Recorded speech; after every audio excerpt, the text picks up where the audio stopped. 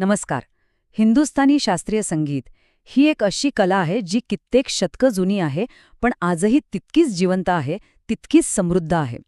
पण कधी विचार केलाय की एखादी इतकी प्राचीन परंपरा आजच्या काळातही इतकी लोकप्रिय कशी काय असू शकते?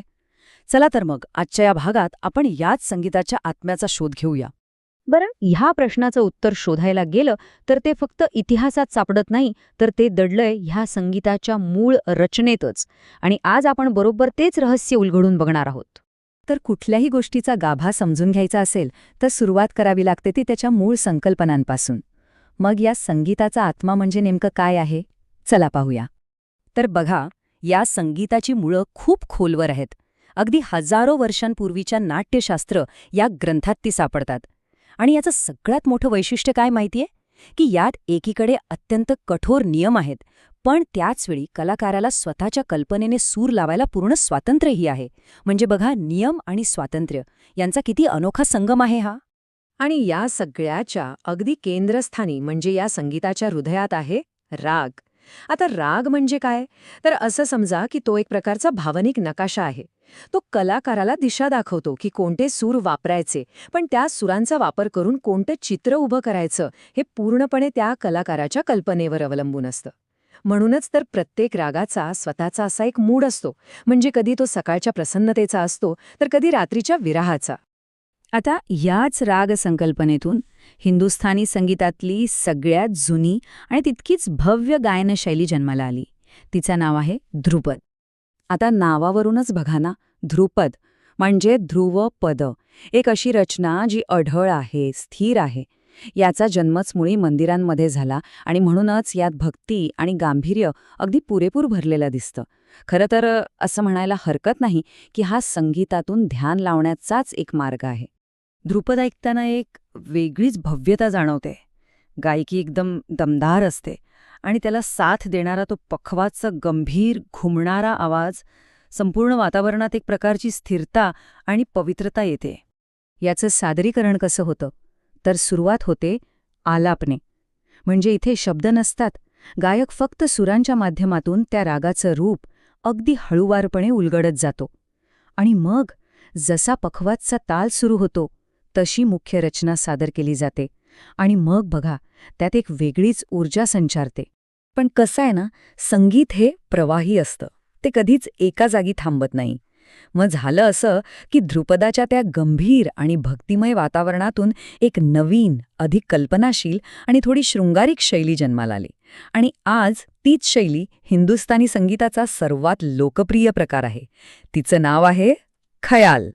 ख्याल या शब्दाचा अर्थच आहे कल्पना किंवा विचार. इथे कलाकाराला रागाची चौकट तर पाळावी लागते, पण त्यात राहून आपल्या कल्पनाशक्तीला खूप मोठा वाव मिळतो. संगीतात एक प्रकारची नजाकत आली, नाजूक कलाकसर आली आणि त्यामुळे ते ऐकायला अजूनच आकर्षक वाटू लागलं. तर आता बघा, आपल्यासमोर संगीताच्या प्रवासातले दोन खूप महत्वाचे टप्पे उभे राहतात. एकीकडे आहे ध्रुपदाची ती भक्तिपूर्ण स्थिरता आणि दुसरीकडे आहे खयालचं ते कल्पनाशील रोमॅन्टिक जग. हा जो बदल आहे ना, तो म्हणजे जणू काही संगीताचा मंदिरांमधून थेट दरबारांपर्यंतचा प्रवास आहे. आता एक प्रश्न पडतो की या इतक्या गुंतागुंतीच्या शैली या पिढ्यानपिढ्या कशा शिकवल्या जात असतील, कशा जपल्या जात असतील? याचं उत्तर दडलंय घराणे परंपरेत. घराणे म्हणजे काय? तर खरं तर ते संगीताचे कुटुंबच आहे. जसं बघा, आपल्या प्रत्येकाच्या कुटुंबात काही विशिष्ट चालीरीती असतात, सवयी असतात. अगदी तसंच प्रत्येक घराण्याची गायकीची, विचार करण्याची एक स्वतंत्र शैली असते.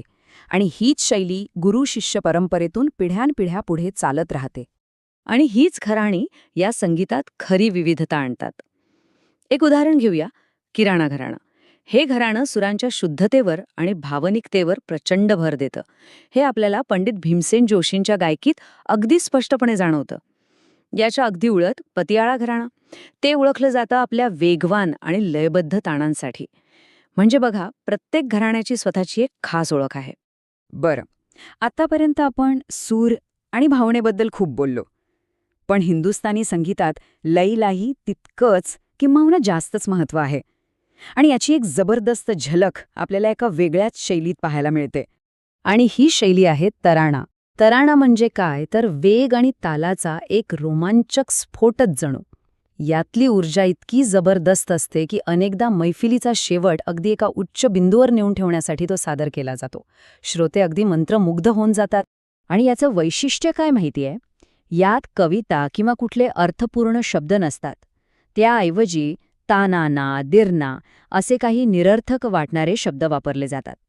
यामागचा उद्देश हाच की गायकाचं संपूर्ण लक्ष फक्त आणि फक्त तालाच्या आणि लयीच्या खेळावरच केंद्रित व्हावं.